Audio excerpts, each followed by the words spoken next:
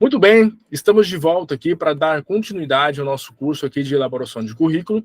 Você viu no bloco anterior que nós falamos a respeito de alguns conceitos iniciais a respeito da área de elaboração de currículo, como que você deve fazer para elaborar um currículo.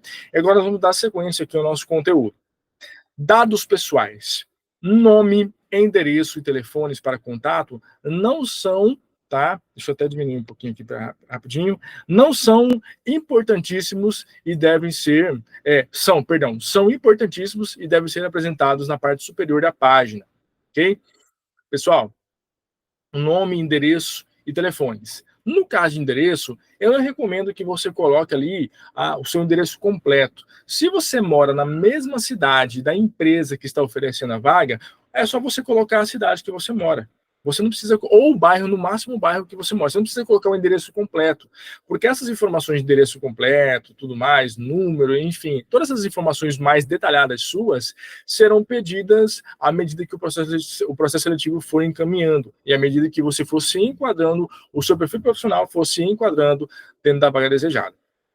Então, nesse caso, você deve colocar o nome completo, o endereço, no caso, seria mais ou menos a cidade ou o bairro que você mora, telefones para contato, se você tiver 2 telefones, por exemplo, pode colocar os 2 sem problema nenhum, e especifica lá qual que é o preferencial, porque às vezes eles podem estar ligando para você em um, mas você atende mais em outro, são importantíssimos, então deve ser na parte superior. Número de RG e CPF não se coloca mais em currículo. Como você nos viu no bloco aí dos currículos de antigamente, se colocava RG e CPF. Atualmente, em 2024, não é necessário colocar nem RG e nem CPF.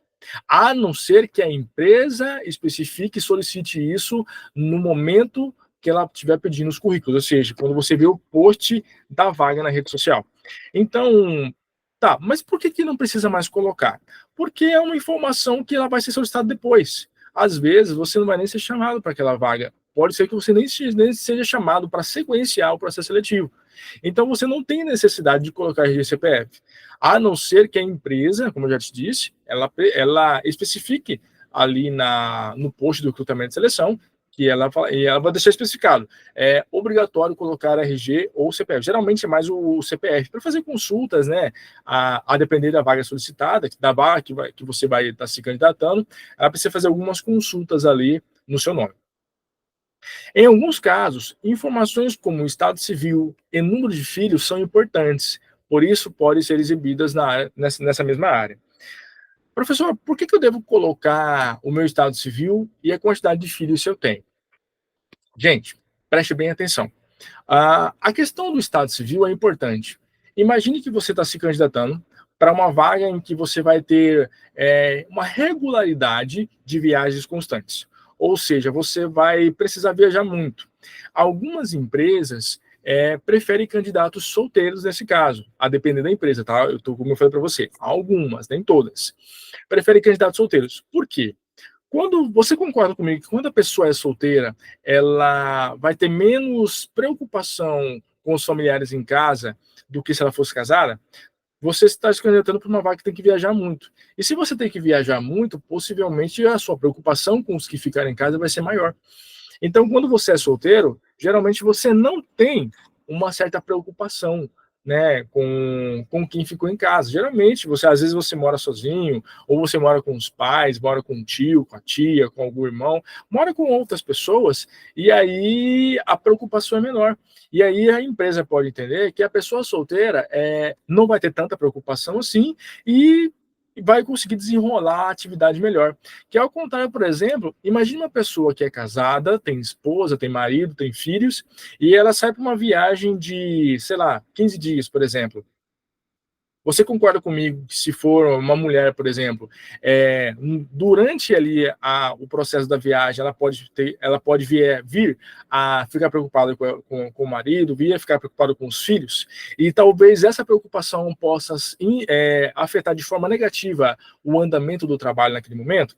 Então, nesse caso, as empresas, às vezes, podem pedir ali o seu estado civil, se você é casado, se você é solteiro, se você é divorciado. Então, você pode, né, às vezes, ter a necessidade de colocar isso, deixar especificado isso dentro do seu currículo. ok? A questão do número de filhos. Às vezes a empresa vai pedir para você, não no momento do recrutamento, a depender da vaga que vai ser ofertada. Ela pode pedir isso para você, caso você já seja contratado, você foi escolhido, deu tudo certo, o seu currículo impactou o recrutador, você foi escolhido para a vaga em questão, você foi contratado. No momento que você vai para o departamento pessoal, que é onde vai mexer com toda a questão documental, burocrática da sua contratação, possivelmente vai ser solicitado para você as informações de quantos filhos você tem, para colocar ali no imposto de renda, ou para colocar também como dependentes na questão do plano de saúde, se a empresa ofertar isso para o colaborador. Então, aí sim você vai falar quantos filhos você tem.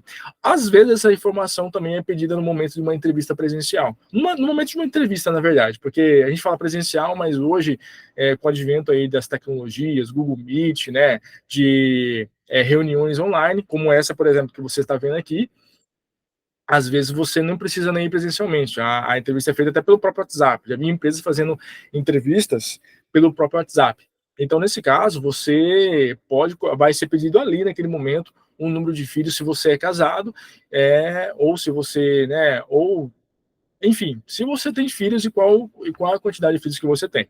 Então você concorda comigo que não tem como te dar uma resposta firme, ou seja, uma resposta geral. Tudo depende muito da vaga, depende muito da empresa que você está se candidatando, depende muito da vaga ofertada, do estilo da vaga. Por isso que existe aí a mentoria profissional individual, onde eu vou colocar tudo isso aqui aplicado ao seu caso, ok? Continuando. Formação.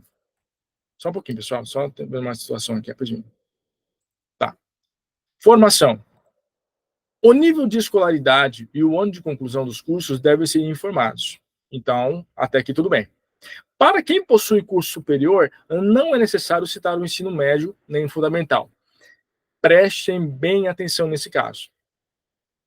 Quando eu estava atuando como assistente de recrutamento e seleção na empresa que eu trabalhei, eu via muito essa questão das pessoas colocando lá no currículo, ela já estava no ensino superior, ou cursando ou já concluído, e mesmo assim colocou qual que é a escola que ela passou no ensino fundamental e qual a escola que ela passou no ensino médio. Entenda. Eu acho que é uma questão até dinâmica. Olha comigo o raciocínio. Vou até me sentar aqui direito aqui na cadeira para você entender. Olha comigo o raciocínio.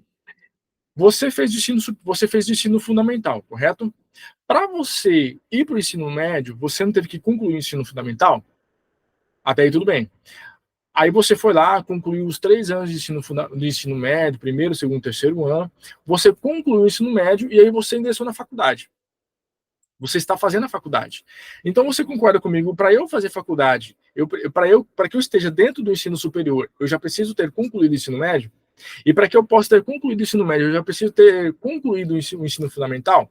Então por que eu vou colocar as duas, no caso, ensino fundamental e ensino médio, dentro do meu currículo? Não é necessário. Automaticamente, quando você fala que você está cursando a faculdade, ou você já tem um curso concluído, você já é um bacharel na sua área de atuação, quer dizer que você já tem ensino médio e ensino fundamental. Então, essas informações não precisam ser evidenciadas. Quando você coloca esse monte de informação desnecessária, você está poluindo o seu currículo. Ou seja, com informações que o recrutador possivelmente são irrelevantes para ele naquele momento.